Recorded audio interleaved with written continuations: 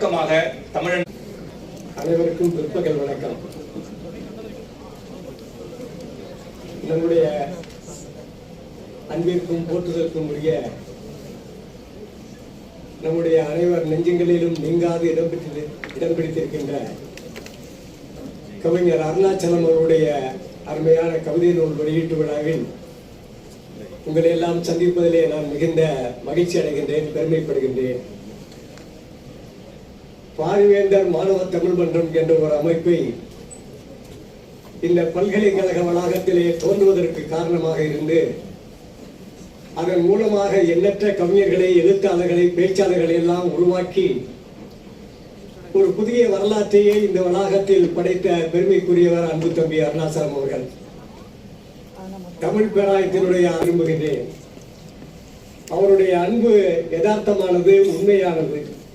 உண்மை ஒளி வீசுவதால் அவருடைய சிந்தனை, செயல், அவர் வடித்த கவிதை, அவருடைய எழுத்து, பேச்சு எல்லாத்திலுமே ஒரு உண்மையைத்தான் நாம் பார்க்க முடியும்.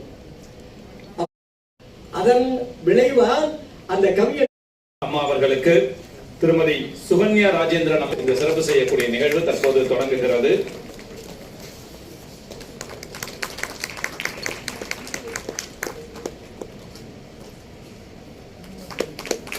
தற்போது சிறப்பு செய்ய உள்ளார்கள்.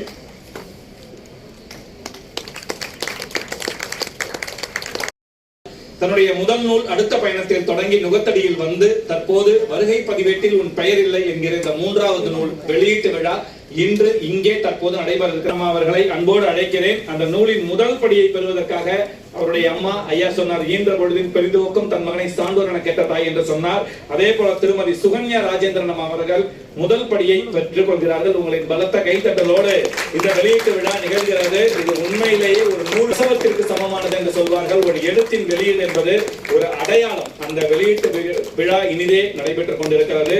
ஒரு ஆகச்சிறந்த 1.25 நூற்றாண்டை கடந்து தமிழ் கவிதை மரபு பயணித்துக் கொண்டிருக்கிறது. அதன் தொடர்ச்சியாக ஒவ்வொரு நாளும் கவிஞர்கள் வந்து கொண்டிருக்கிறார்கள். அவருடைய கவிதை நூல்கள் வெளியிடப்படுகிறது. இன்று இந்த அரங்கில் இந்த ஆகச்சிறந்த ஒரு கவிதை நூல் வெளியிடப்படுகிறது என்பது நம்ம எல்லாம் என்னுடைய மாலை வணக்கம். இது உண்மையிலேயே தற்செயலாக நடந்த விஷயம்தான். அவரே சொல்லிட்டாரு, காலையில சான்சலர் சார் வரதான் இருந்துச்சு. அதுக்கப்புறம் என்ன கேட்டாங்க. ஸோ நான் ஒத்துக்கிட்டு இது வரேன். இதான் ஃபர்ஸ்ட் என்னோட கவிதை நூல் வெளியீட்டு விழா. எப்போதும் முன்னாடி நான் புதிய தலைமுறைக்கு நிறைய அவார்ட் ஃபங்க்ஷன் போயிருக்கேன், காலேஜ், ஸ்கூல் ஃபங்க்ஷன் எல்லாம் போயிருக்கேன். ஸோ இது என்னுடைய ஃபர்ஸ்ட்.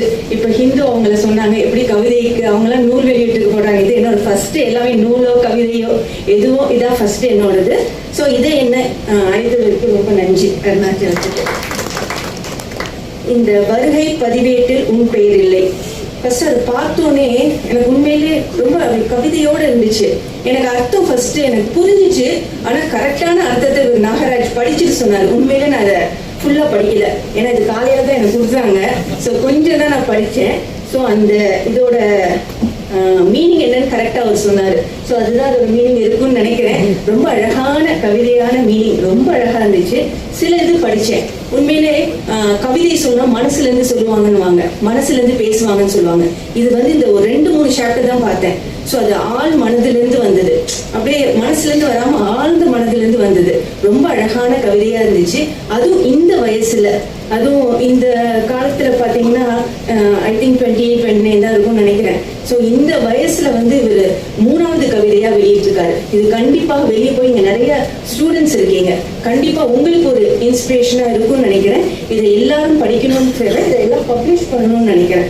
ஸோ இது எனக்கு ரொம்ப. இன்னொன்று இன்னைக்கு பாரதியார் பிறந்த நாள். ஸோ கவிதை என்ன, பாரதியார் பாரதிதாசன் தானே வரும்.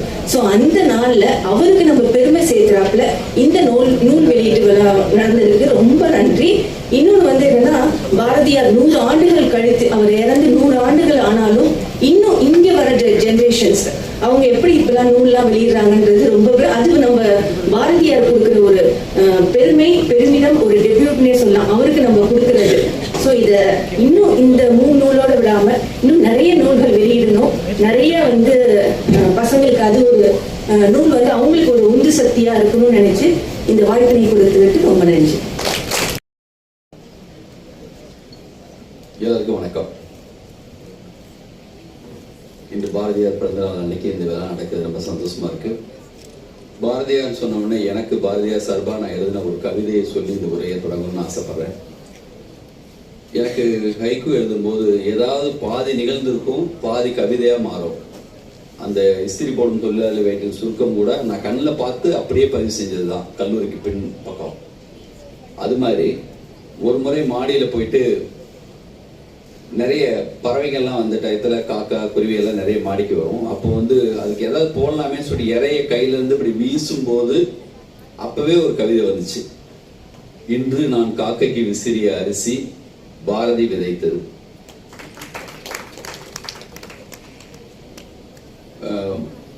கவிதை சொல்லிட்டு விளக்க சொல்லக்கூடாதுன்னு அப்துல் ரஹ்மான் ஐயா சொல்லியிருக்காரு. ஏன்னா நம்ம விளக்கம் சொல்லாமல் இருந்தா நிறைய விளக்கங்கள் சொல்றதுக்கு நிறைய பேர் வருவாங்க, அது மூலமா நீ அறிவாளி ஆயிடுவ, அதனால பாதி மட்டும் சொல்றதுதான் உன்னுடைய வேலை, அதெல்லாம் நிறுத்திக்கான்னு சொல்லியிருக்காரு. அதனால அப்படியே நிறுத்திக்கிறேன். உங்களுக்கு அதை வந்து புரிஞ்சுக்கும், இல்லாட்டினா கொஞ்சம் புரிஞ்சுக்க முயற்சி செய்யுங்க. அதுக்குள்ள ஏதோ ஒன்று இல்லாம கண்டிப்பா நம்ம செஞ்சிருக்க மாட்டோம். அருணாச்சலம் ஒரு சிலர்கிட்ட பழகணும், அதுக்கப்புறம் அவங்களுடைய கேரக்டர் எல்லாமே தெரிஞ்சுக்கணும், கொஞ்ச நாள் கழிச்சு அவங்க என்ன மாதிரின்னு புரியும். ஆனால் அருணாச்சலத்தில் பார்த்த மாத்திரத்திலேயே ஒரு சிலரை வந்து ஒரு சர்டிஃபிகேட் கொடுத்துடலாம் இல்லையா? அப்படியே அருணாச்சலம் மிக அற்புதமான மனிதர், பார்த்தாலே தெரியும். இப்போயாவது முன்னாடி வந்து ஐயாவோட நான் பார்க்கும்போது இன்னும் ரொம்ப சாஃப்டாக இருப்பாங்க. அவங்க அப்படியே அவங்க அம்மா இங்கே இருக்கிறதுக்கான எல்லா தகுதியும், ஐயா பக்கத்தில் இருக்கிறதுக்கான எல்லா தகுதியும் உள்ளவர். இந்த கேம்பஸ்குள்ள நான் எத்தனையோ முறை வந்திருக்கேன். ஆனால் இந்த முறை ஒரு மியூசியம் பார்த்துட்டு வந்தேன். அது என் மனசுல இருந்து இப்போ விலகவே இல்லை. அதை உருவாக்குனவங்க முன்னாடி உட்காந்துருக்காங்க. அது பர்மிஷன் கொடுத்த இந்த கல்லூரிக்கும் ஐயாவுக்கும் இந்த நிர்வாகத்துக்கும் அவங்க எல்லாருக்குமே நான் வந்து நன்றி சொல்லிக்கிறேன். உலகத்தரத்தில் இருக்கு. சீதசர் ஓவியர் என்னுடைய முதல் தொகுப்பு கைக்கு லிங்கு தொகுப்பு வந்து வடிவமைச்சது அவங்க தான். மிக அற்புதமான ஒரு ஓவியர். அவங்க வந்து மிக அழகா இருக்குண்ணே, ரொம்ப அற்புதமா இருக்கு அந்த மியூசியம். வாழ்த்துக்கள்ண்ணே. நான் வந்து உங்க கவிதைகளை நான் பேச நினைச்சது எல்லாமே நிறைய பேர் பேசியிருக்காங்க. இருந்தாலும் கவிதை அடிக்கும்போது பொதுவான சில கவிதைகளை பற்றியும் இங்கே பேசணும்னு ஆசைப்படுறேன். எனக்கு அப்துல் ரஹ்மான் ஐயா எழுதின ஒரு காதல் கவிதை வந்து, காதல் கவிதை அது எப்படி இப்போ நினைச்சாலும் வந்து அப்படி ஒரு ஃபீல் வரக்கூடிய ஒரு 2 வரி கவிதை ஒன்று இருக்கு. என்னை சந்திக்க வராதீர்கள், என்னை சந்திக்க வராதீர்கள், உங்கள் பிரிவை என்னால் தாங்கிக் கொள்ள முடியாது. முதல் வரி சொல்லும்போது என்னடா அது இப்படி தொடர்ந்ததேன்னு இருக்கும். அதுக்கப்புறம் தான் தெரியும், அது சொல்லி முடிச்ச பிறகு என்னை சந்திக்க வராதீர்கள், உங்கள் பிரிவை என்னால் தாங்கிக் கொள்ள முடியாது. அப்படி உங்களுடைய கவிதையில போன தொகுப்புல, இதுக்கு முந்தின தொகுப்புல இருந்த ஒரு கவிதை, அந்த கவிதை எனக்கு ரொம்ப பிடிச்ச ஒரு கவிதை. சிவந்த கண்ணங்களோ அவளுடையது, ரொம்ப அற்புதமா இருந்துச்சு. நான் ஒரு கவிதை, வேலை எனக்கான தண்டனை முடிந்த பிறகு நீ வகுப்பறைக்குள் வந்தாய், அப்படி ஒரு கவிதை. எப்பயுமே நம்ம ஒரு சிலருக்கு முன்னாடி மட்டும் அப்படி ஒரு நம்மளுக்கான எந்த அவமானமும் நிகழ்த்தக்கூடாதுன்னு நினைப்போம். பேரன்பு உள்ள இன்னொரு சகத், யாரோ ஒரு தோழியோ நம்மளுக்கு பிடிச்சவங்களோ, அவங்கள பற்றியான கவிதை மாதிரி இருந்துச்சு. இன்னொரு கவிதை, இதுவும் போன தொகுப்பில் உள்ளதுதான். உன் நினைவில் இருப்பதை விட உன் நினைவாய் இருப்பதே அழகு. இந்த தொகுப்புல அவங்க முதல் உரை ஆற்றிய கரு நாகராஜன் அவங்க சொல்லிட்டாங்க. இருந்தாலும் நானும் சொல்லணும்னு ஆசைப்படுறேன். மிக அற்புதமான ஒரு கவிதை இந்த தொகுப்புல. காவிய காதலர்களை எல்லாம் நான் தோற்கடிக்க முயற்சிக்கிறேன். வில்லை வளைத்து விவாகம் செய்யவோ, தாஜ்மஹால் கட்டி தடம் பதிக்கவோ, கவிதை எழுதி கரம் பிடிக்கவோ இல்லை. உன் இதயத்தின் ஓட்டமாகவே மாறிட துடிக்கிறேன். இந்த கவிதை ரொம்ப அற்புதமா இருந்துச்சு.